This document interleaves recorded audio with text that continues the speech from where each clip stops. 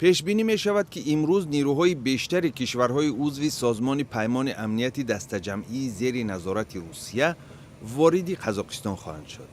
نهادهای حفظ حقوق و ترتیبات این جمهوری آسیای مرکزی تلاش دارند اعتراضهای خشونتبار را خاموش کنند.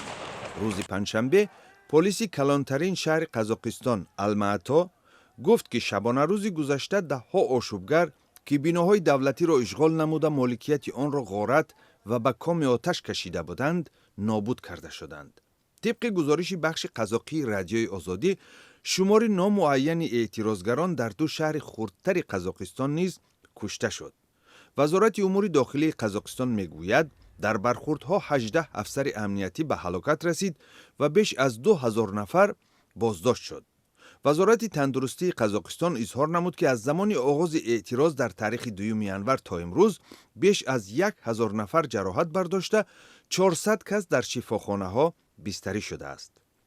خبرنگار رادیو آزادی میگوید 6 ینور در میدان جمهوری الماتا بعضی افسران امنیتی از داخل ماشین‌های زره پوش به طرف اعتراضگران آتش گشادند و تمام شب از هر سوی الماتا صدای تیر و ترکیش به گوش می رسید.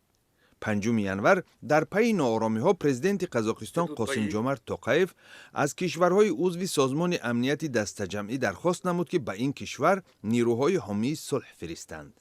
اولین واحدهای نظامی روسیه و بلاروس 6 ینور به خاک قزاقستان وارد شدند. امروز ورود نیروها از ارمنستان و تاجیکستان مد نظر است. اگر پارلمانت قرقیزستان ارسال نیروها را دستگیری کند، احتمال افسر و سربازان قرقیز هم به قزاقستان سفربر شوند.